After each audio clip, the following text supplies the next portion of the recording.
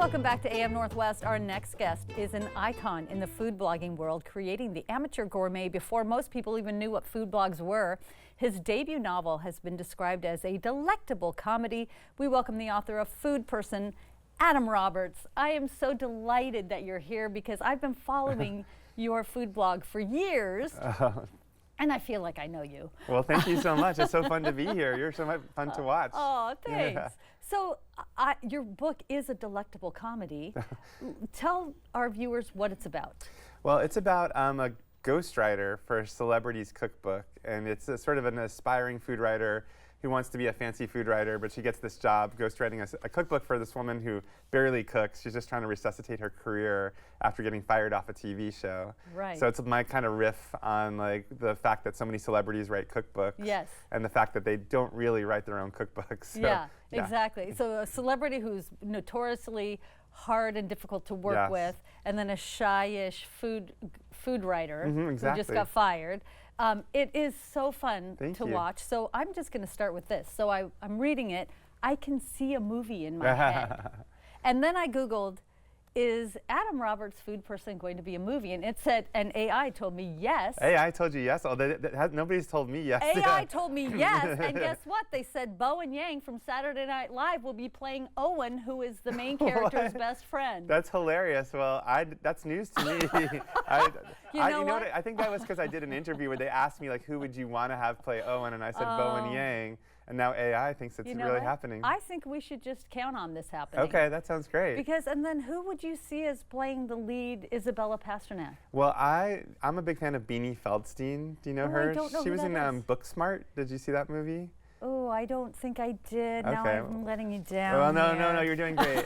Or there's a couple other people. It's funny because the Hollywood people are so different than me. Like I like the nerdier people. The Hollywood is like we want Zendaya to play. So exactly. yeah, if they, if Hollywood has its way, it's going to be very different. Yeah, but I do think this really does need to be a movie. I would totally go to the theater. For I hope so. For this movie. I based it a little bit on The Devil Wears Prada when I wrote it because I love that movie. Me too. And I was like, what if it was set in the food world and it was about chefs and food writers and celebrities. So yeah. Did you base it on anything in your own life? I mean, because what's so fun about this book, if you follow any food bloggers or if you love to cook and you have cookbooks, there are real people in this novel, like Gregory Gourdet from Portland. Oh yeah, he's in the novel. Yeah. So did you base it on anything? Well, I'll tell you, this is like, we're going to do some deep investigative journalism here. Nice. I did ghostwrite a celebrity's cookbook, but I signed an NDA, so I can't tell you who the celebrity was. But my celebrity was very nice, and it was a very positive experience. Yes. And then I had the idea, well, what if it hadn't been? Yeah. And then that's where this book came from. But in terms of the people in the book, I definitely filled it with real food world characters because I wanted to make it feel real. Yes. So, Molly Baz, Ruth Reichel, like all these people that are really famous, I put them in the book so that it feels like, this is really happening. I think I jumped for joy when I read Gregory Gourdet's name because he's been on our show a few times and we love him here in Portland. I love his recipes. His cookbooks are amazing. Well, in fact, on your Instagram, which is great, everybody should follow you on Instagram, you have his dairy-free, gluten-free banana chocolate cake recipe posted, and it's so good. He has a recipe for cashew hummus that I've been making for dinner parties lately, and you just boil cashews with salted water, and you blend them up with tahini and garlic and lemon juice, and people are like, what is this? Because it almost tastes like peanut butter and hummus had a baby. Ooh, that sounds so good. Yeah. So speaking of dinner parties,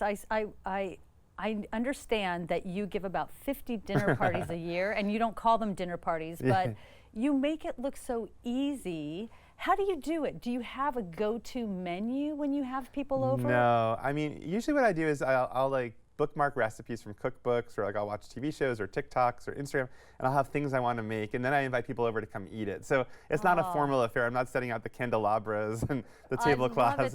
It's more just like come over, have dinner, and then usually I just put out some cheese as the first course, so I don't have to do anything. Yeah. And then I'll make a dessert, and I'll make an entree, and as long as there's a lot of alcohol, people are happy.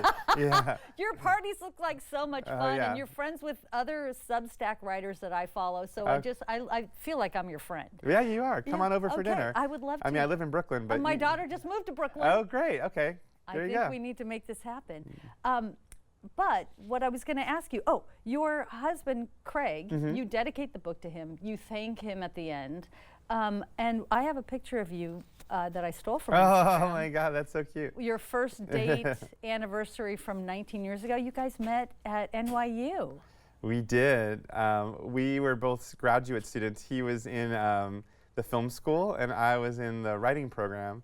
And we met on Friendster.com, if you remember that, which is before Facebook, before anything now. So that's how long ago this was. And yeah, we've been together for almost 20 years. Wow, and congratulations. Yeah, he's a filmmaker, I'm a writer, so we kind of support each other when one of us is doing well and the other one's not. We help each other out. Yeah, so you met at NYU, then you moved to LA, you were there for a few years, and then you got him to move back to New York City because you said, I'm going to write a novel. Right. Did you know you were going to write a novel? Well, I was working on a novel, but he was like, how can we afford to move from LA back to New York? New York is so expensive. And I was like, well, I'm writing a novel. And he's like, okay, that's a great plan. That'll make a stretch. And then weirdly, and this is such a fairy tale, but secretly I was like, I don't think I'm going to be able to sell this. Who knows? But then I got to New York, I finished the novel, I sent it out, and I sold it.